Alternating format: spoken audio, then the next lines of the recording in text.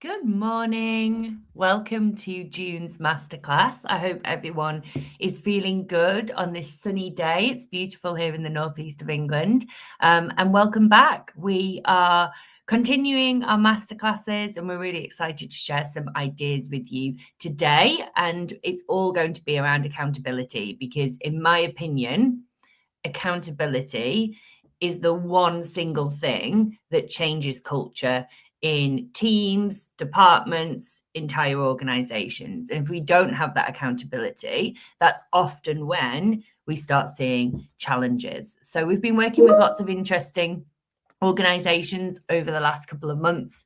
And we always keep coming back to this one same topic of conversation, which is around how do we get more time? How do we create more capacity in our working week? Everyone seems to be quite addicted to busyness, in my opinion. And I think there's something in that we can really explore today. So it's going to be a short masterclass just to have a look at how we actually do create more time for ourselves in a meaningful and sustainable way, because that is the key, right? If we don't do that, then everything else becomes just that little bit trickier.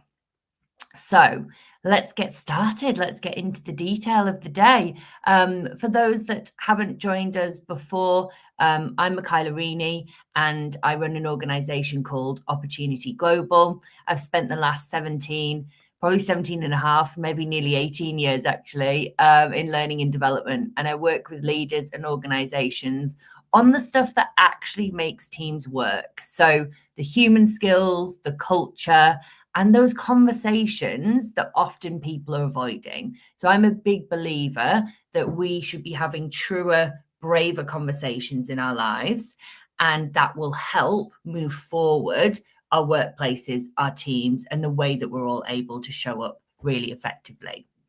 And today we're talking about time, not in a here are 10 productivity hacks kind of way. I'll absolutely leave that to someone else.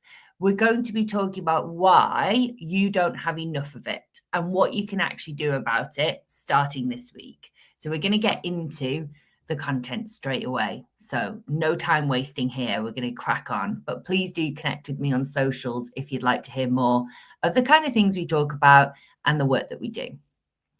So I speak to leaders every single week. We work with lots of different organizations. We predominantly work in engineering, tech, and manufacturing.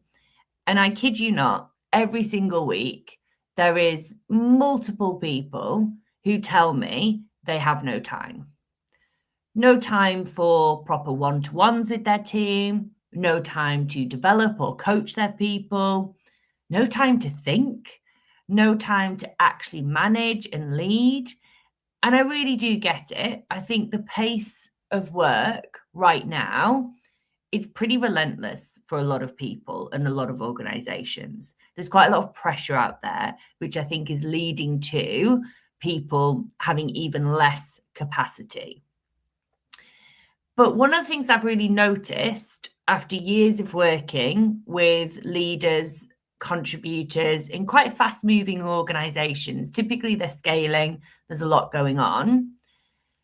Time isn't usually an actual time problem. I know that sounds a bit odd, but what it's actually going on is it's an accountability problem.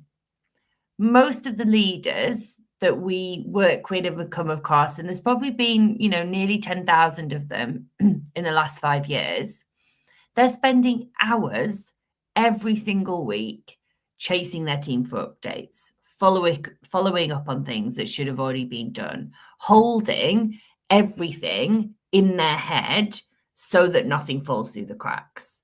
They're like this human CRM system for their entire team and sometimes even the organization, depending on the size of it. And it's really exhausting, right? Because it never stops, because nothing in the system has changed. They haven't put steps in place to really look at their own accountability as a leader and the accountability of the people around them. And it's when we do that that we're actually able to shift this challenge around time, in my opinion. But it's proven, right? We've done this a lot with different people. So we're going to get into that today. And I think this is the question that I want us to kind of sit with today and really think about. So when, as individuals, as contributors in our workplaces, when are we actually going to stop waiting for more time to magically appear, or for some brilliant, intelligent person out there to go away and build some sort of time machine for us all? When are we actually going to stop waiting for that to happen and actually do something to get our time back? Because time isn't just going to magically appear on its own.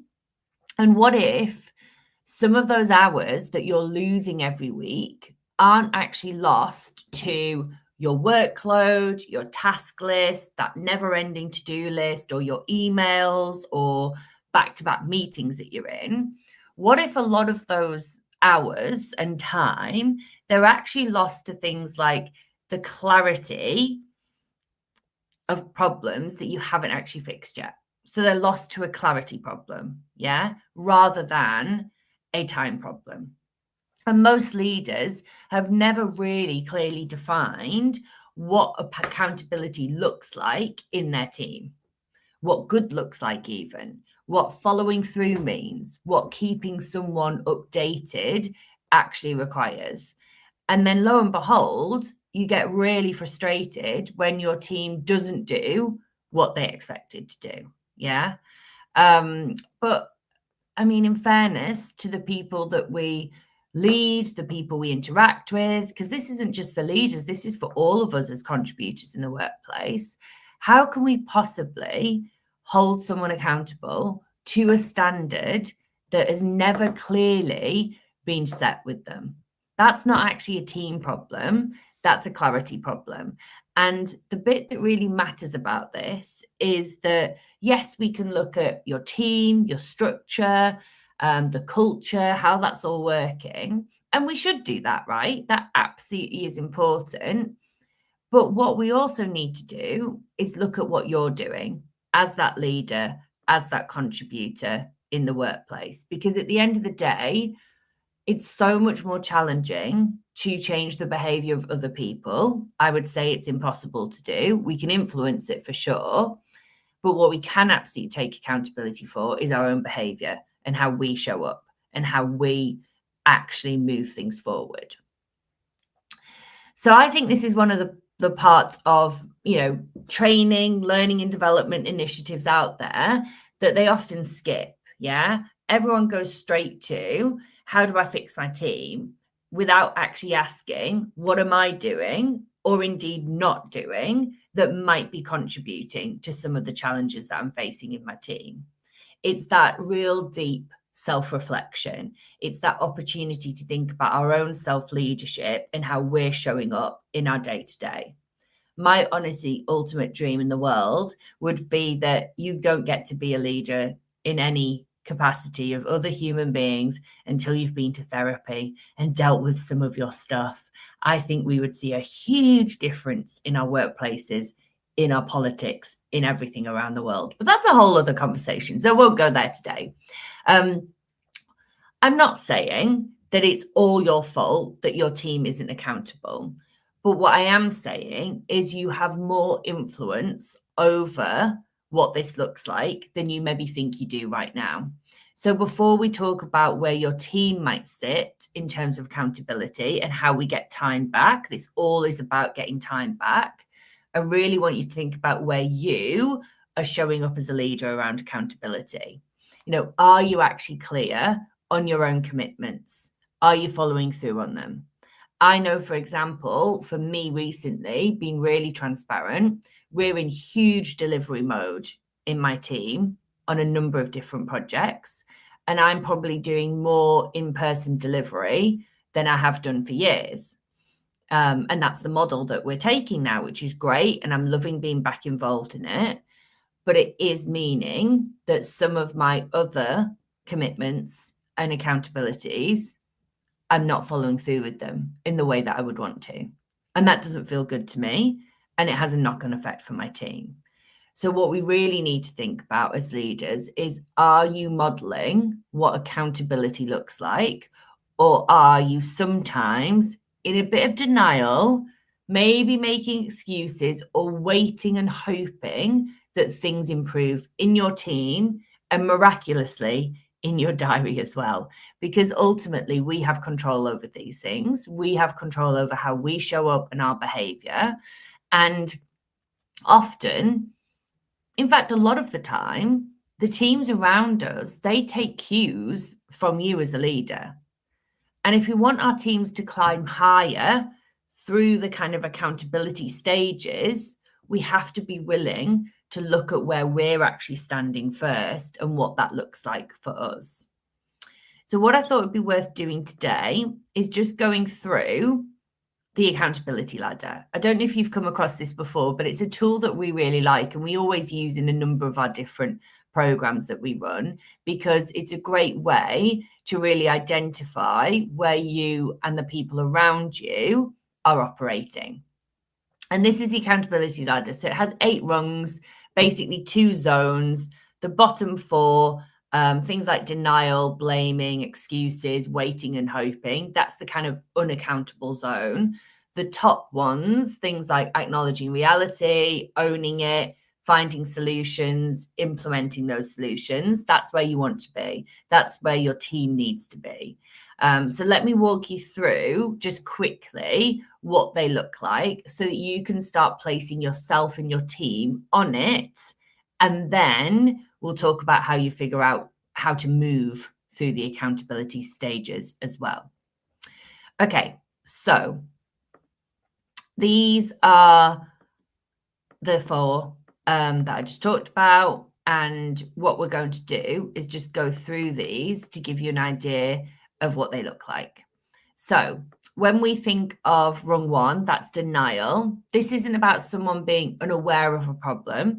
This is kind of willful ignorance, yeah? They know something isn't quite right. They know there's something that needs to be done, but they're choosing not to see it. The next one is blaming. So this is where people know the problem exists, but it's always someone else's fault. It's another team, it's a process, it's the manager. It's never them, right?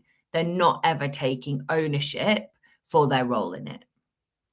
The next one is excuses. So this is where, you might hear someone say in your team, I can't do that. I didn't know. Nobody told me. They kind of avoid responsibility by maybe claiming confusion or incompetence. And often the telltale sign is that someone will be saying, just tell me what to do. They want to be managed, maybe even micromanaged, rather than taking true ownership over stuff.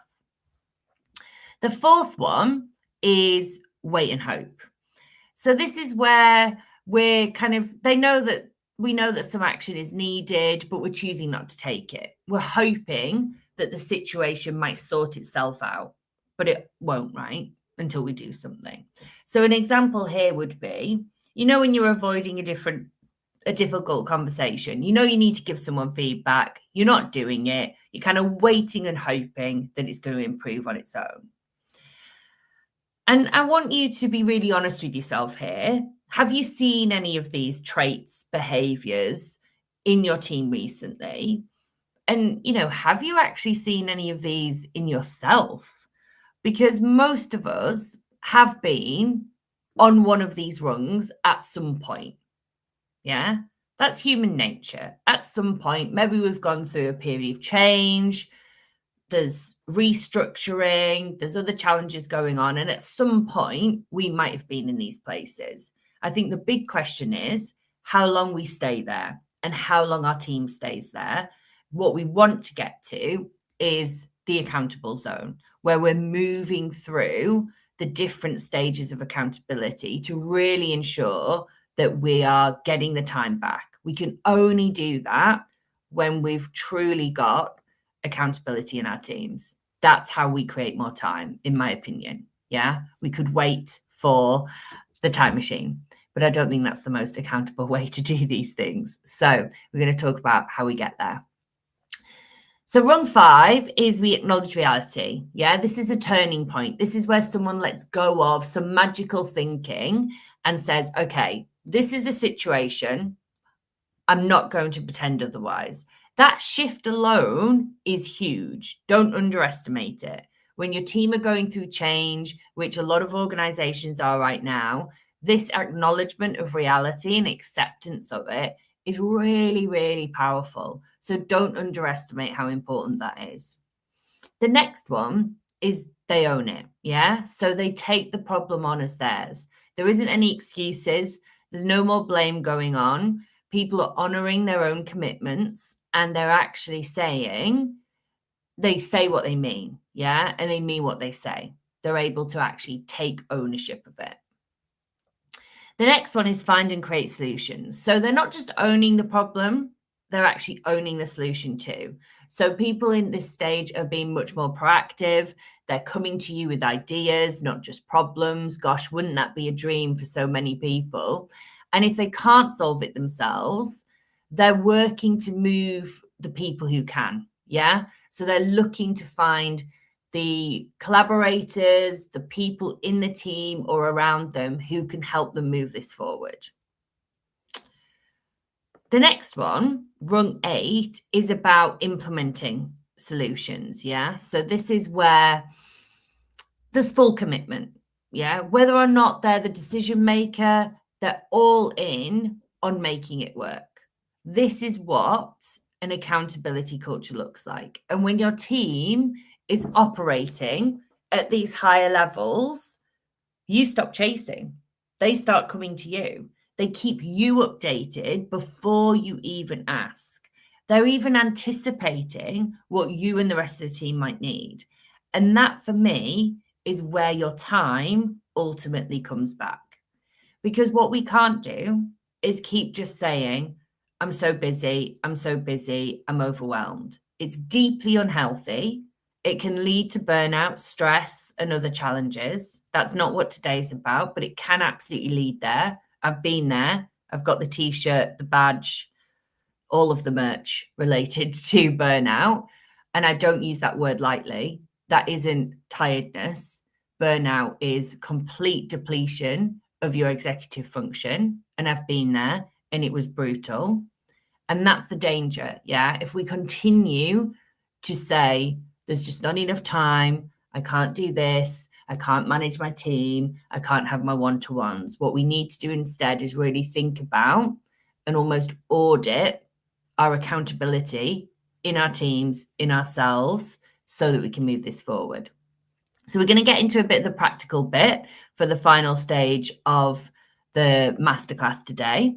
So this is where I think it's good if you have got some pen, paper, something that you can write with, because I want you to work through these questions, whether you do that right now as we're live or if you go away and reflect on them, but take the time to think about this.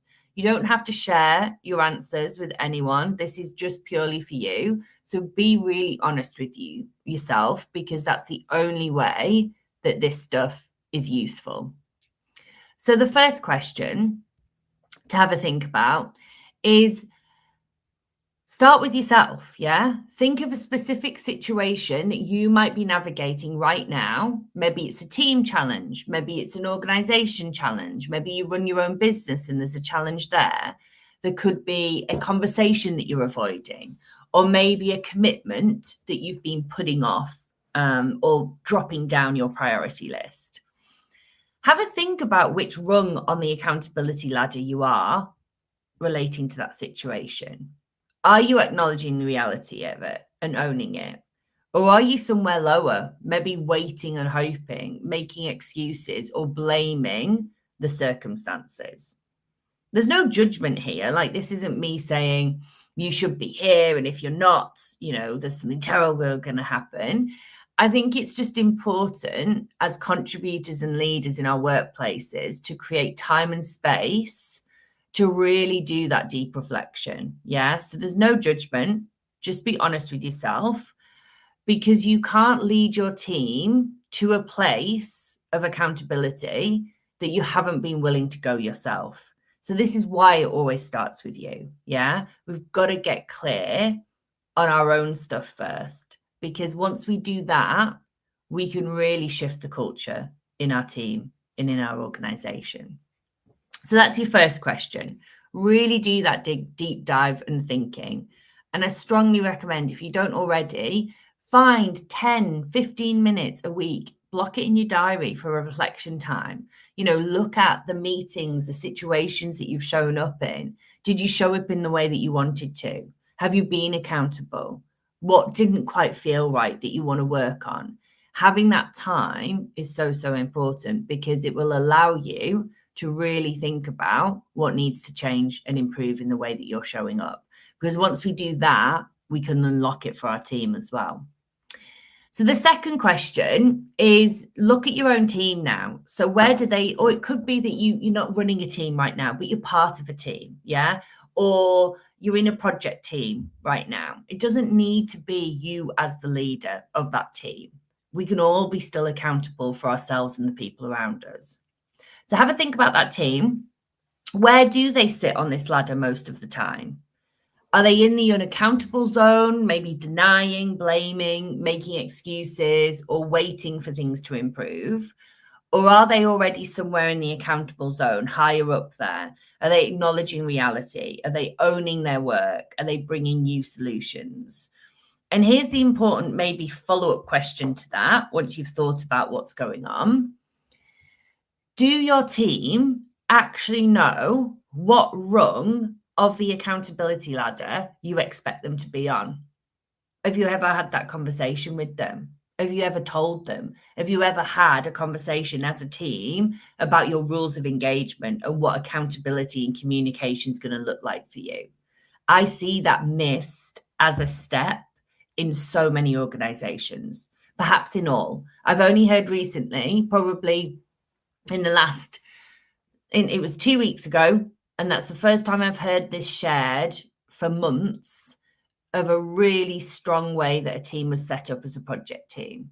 They did their best of me documents. They got clear on what each of the communication preferences were, and then they got clear on what accountability would look like.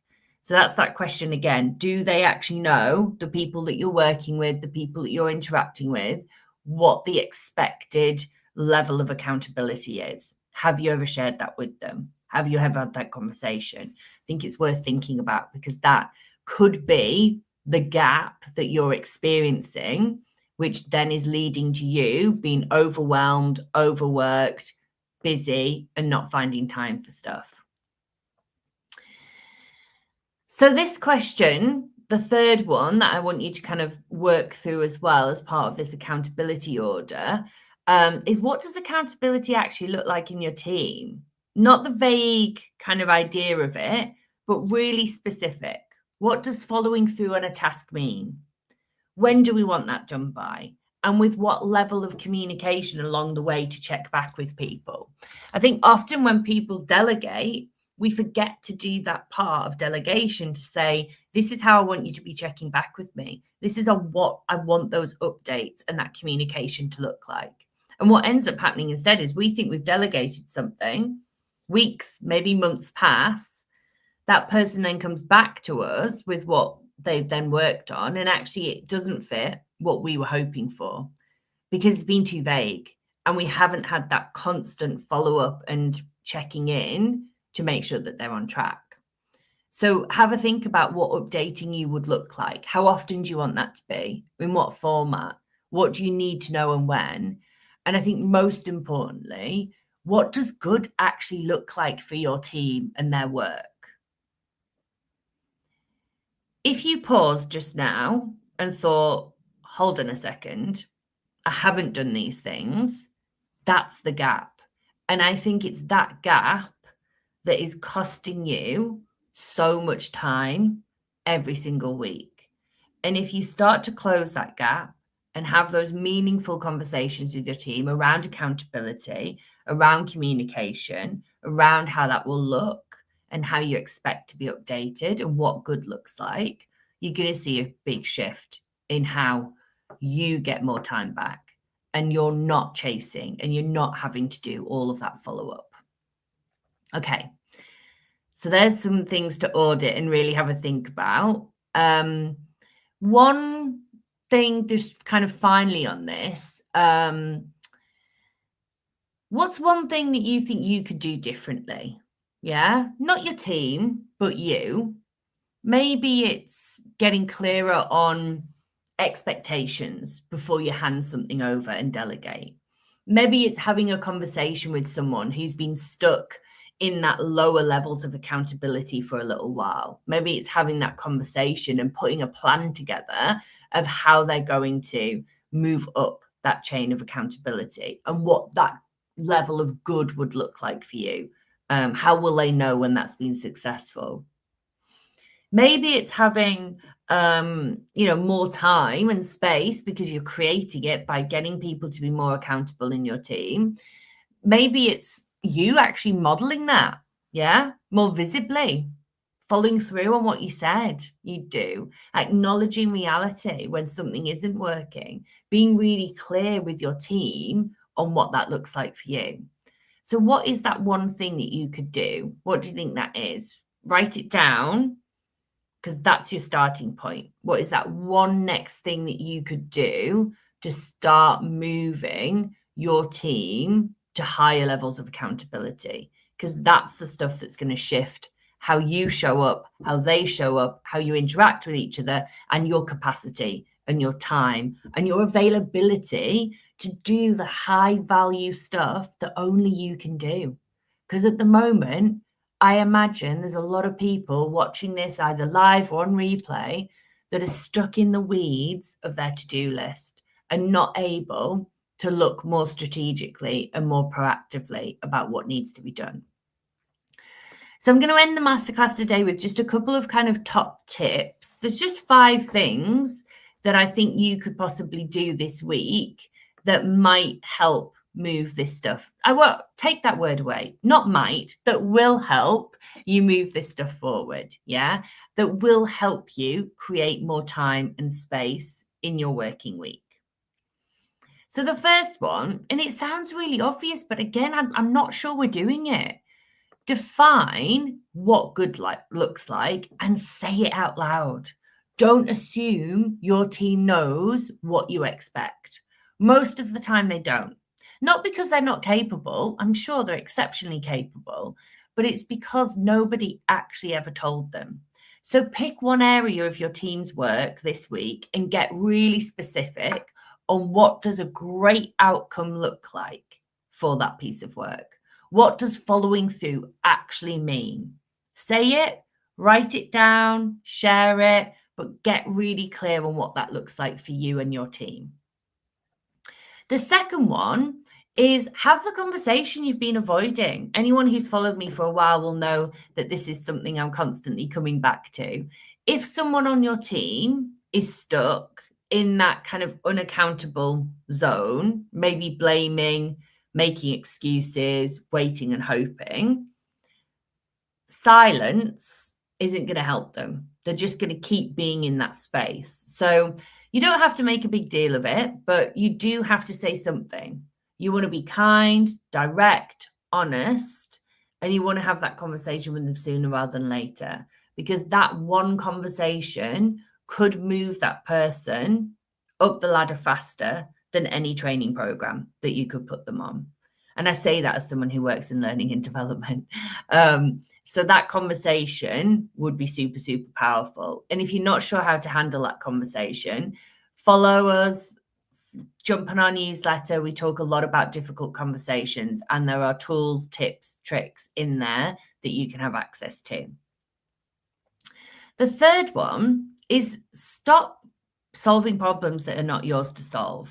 So what I mean by that is every time you jump in and fix something that your team should be handling, you're accidentally teaching them that they don't need to own it, because you'll always come in and save the day and you'll do it.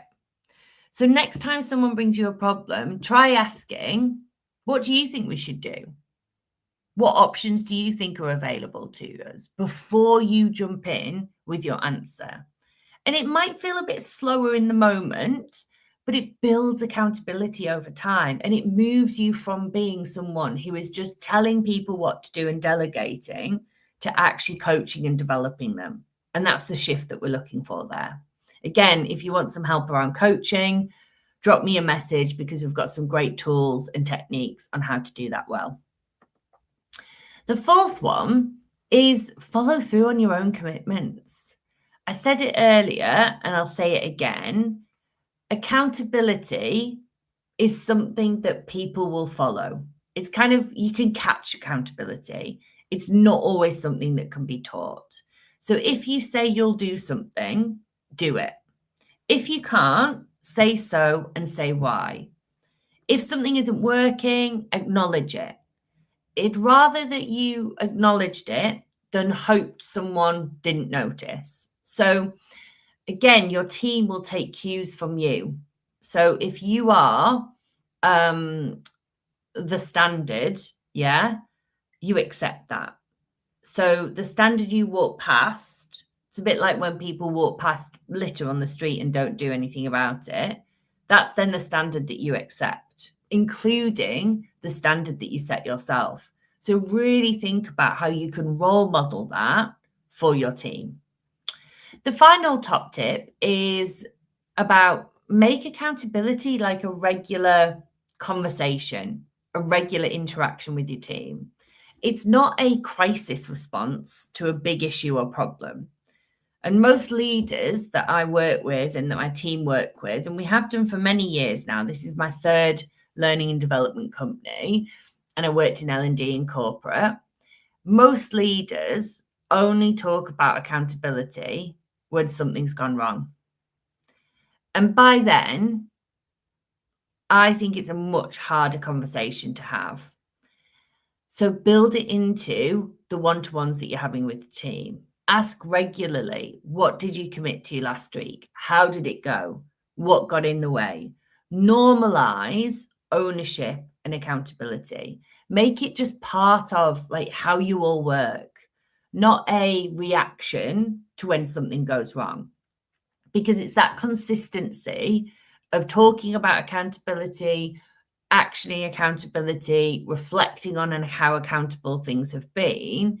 That's the bit that shifts culture over time. This isn't going to be like a quick fix thing. I'm not saying that at all. But some of these ideas, by putting them in practice, will help you really start to have that shift in culture. Because again, what I said at the start of the day, accountability is the only thing that ultimately shifts culture. You can have all the pool tables, all the culture books, all the beautiful, expensive, grand initiatives. But if people aren't accountable for themselves and each other and the work that they do and their behavior, nothing else actually matters. So spend your time there. Spend your time talking about this stuff. It will really make a difference. So you've got the ladder, you've got those reflection questions that we've been through, and you've got those 5 things that you could try this week and next and ongoing.